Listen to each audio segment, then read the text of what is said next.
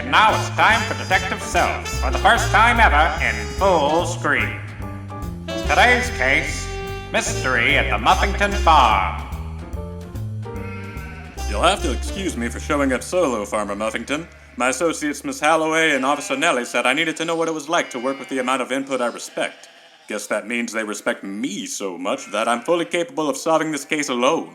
I'm not sure if only one person can figure this doozy out. It's a real head-scratcher. Been racking my brain all day trying to figure out the sense behind it.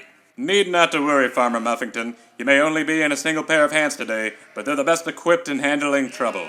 I've never had a case I couldn't crack with my high-caliber skill and expertise. Well, can you crack who set my barn on fire? I can't fancy who'd do such a thing. Yes, me neither. So what? So are you gonna investigate who the arsonist or arsonist could be? Why, sure. First, I'm going to ask you some questions, and you're going to answer them. In the trade, we call that detective work. I don't care what you call it. Help me find out who set my life's work ablaze. Okay, easy now. You're getting yourself all worked up. Now, first, were the sheep in the barn at the time the fire started? Thank heavens, no. The sheep and all the other animals were out in the fields. I turned around 1 second and saw the flames. I see. Tell me, Farmer Muffington, how long have you had these sheep? Beg your pardon? The sheep. Have you had them a while? Well, I don't know what that have to do with... You see, if you were close with these sheep, I'd think you'd have a greater reason for protecting them from the fiery barn. Perhaps a sexual reason? What?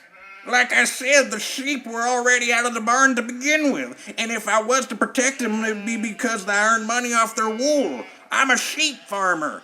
Sure you are. More like a sheep lover. Bah. I don't know what you're getting at, Detective, but I suggest to keep things on track and stop implying I'm some deviant fornicator of animals. Aha, so you admit it. You love these little cotton balls so much that you'd stoop so low as to set your own barn on fire. That way you could have them all to yourself in your own bed so you could live out your sordid fantasies. Well, this is an outrage. I didn't set my own barn on fire, and I never admitted to anything in the first place. Besides, I sleep with my darling wife in my bed. Ah, so she's in on this too. Dirty birdie.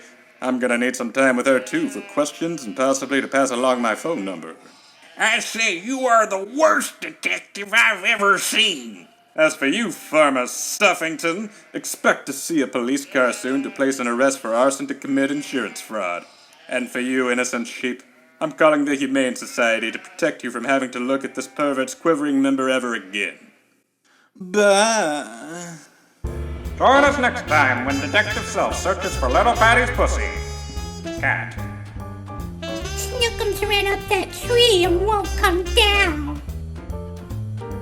Meow. Don't worry, little Patty. If there's one thing I know, it's how to get a pussy. What you gotta do is not force your way in. Just operate slowly. Don't come too early, then move in on the snatch. Until next time, remember, sometimes the biggest mystery right in front of our face is our own reflection.